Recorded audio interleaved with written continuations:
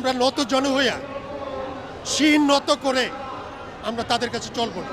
দরকার হলে আমাদের এই বয়সে জীবন দিয়ে ভারতীয় আগ্রাসনের প্রতিরোধ করব।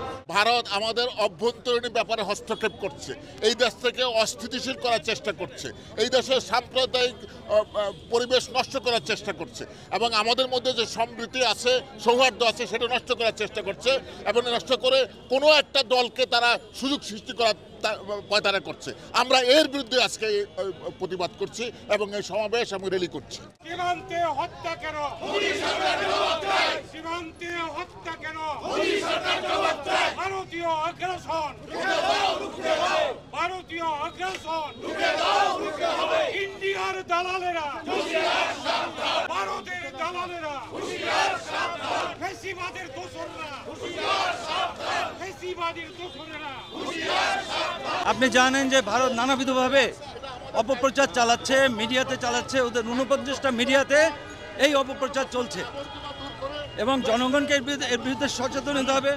আমরা এই মেসেজটাই দিতে চাই সমস্ত মানুষকে, যাতে আমরা ঐক্যবদ্ধভাবে ভারতের আগ্রাসন, ভারতের অপপ্রচারের জন্য রুখতে পারি। বাংলাদেশের বিরুদ্ধে ভারতীয় মিডিয়া যে অপপ্রচার করছে তা যেন মোদী সরকার জরুরি ভিত্তিতে বন্ধ করে এবং বাংলাদেশ গভর্নমেন্টের পক্ষ থেকে, অন্তর্বর্তীকালীন সরকারের পক্ষ থেকে তার তীব্র প্রতিবাদ করা হয় এবং দরকার হলে আমাদের এই বয়সে, এই বৃদ্ধ বয়সে জীবন দিয়ে ভারতীয় আগ্রাসনের প্রতিরোধ করব, জীবন দিয়ে রুখব এই ভারতীয় আগ্রাসন।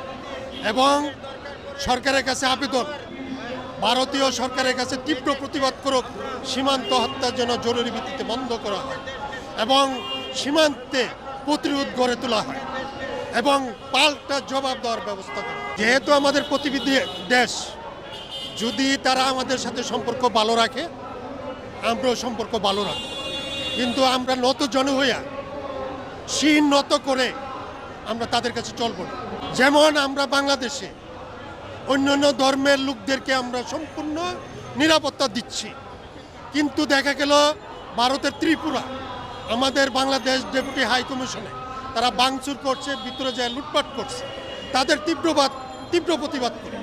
আমাদের বাংলাদেশে তো আমরা কোনো ভারতীয় হাই কমিশন, ভারতীয় কোনো নাগরিকের উপরে, এমনকি আমাদের দেশে যারা অন্য ধর্মের লোকজন আছে তাদের উপরে আমরা কোনো আক্রমণ করি নাই।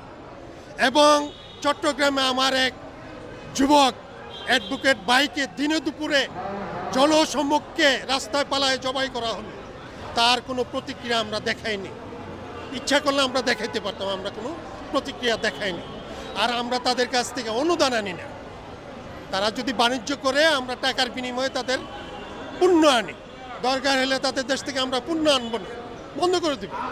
আমরা তো হাত পাতে আনি না, আমরা তো ভিক্ষুক নয় যে তাদের পেঁয়াজ, তাদের ওই যে কি চিনি, তা কয়েকদিন আগে দেখা গেল আসামে গরু জবাই বন্ধ করে দিয়েছে। আমি তো মুসলমান, ভারতে আসামে 40% 50% মুসলমান, তাদেরও তো অধিকার আছে, তাদের অধিকার আছে গরুর গোশত খাওয়ার জন্য।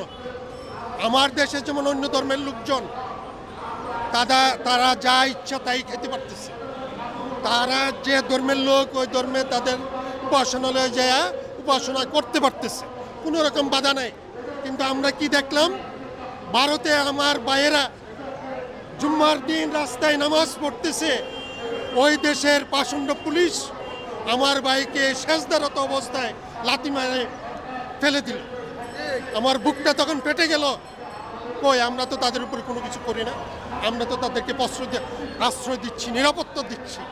তারা তো এগুলো এসব আমাদের মুসলমান ভাই যারা ভারতে আছে তাদেরকে নিয়ে তো অন্য কোনো দেশ তার প্রতিবাদ করে না। নামাজরত অবস্থায় একজন সেজদারত অবস্থায় মুসলমানকে কিক দিয়ে লাথি মেরে ফেলে দিল পুলিশে, তার তো কোনো প্রতিবাদ আমরা দেখি না। ওই দেশে অনেক রাজ্য আছে, যেমন আসাম আছে, ত্রিপুরা আছে, মণিপুর আছে, মিজোরাম আছে, নাগাল্যান্ড আছে। ওই দেশের মানুষও তো পুরোপুরি শান্তিতে নাই।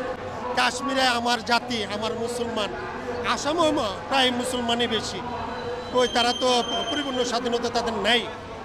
কিন্তু আমাদের দেশে যারা, আমরা তাদেরকে সংখ্যালঘু বলি না, আমাদের দেশে যারা আছে হিন্দু, খ্রিস্টান, বৌদ্ধ, আমরা তাদেরকে বাংলাদেশি বলি, আমরা সংখ্যালঘু বলি না। আমরা তাদেরকে আমাদের ভাই হিসাবে তাদেরকে আমরা দেখাশোনা করি। তারা তো পরিপূর্ণ স্বাধীনতা ভোগ করতেছে, যে কোনো দিক দিয়ে তারা পরিপূর্ণ স্বাধীনতা ভোগ করতেছে, তাদের উপর কোনো রকম কোনো অত্যাচার নেই।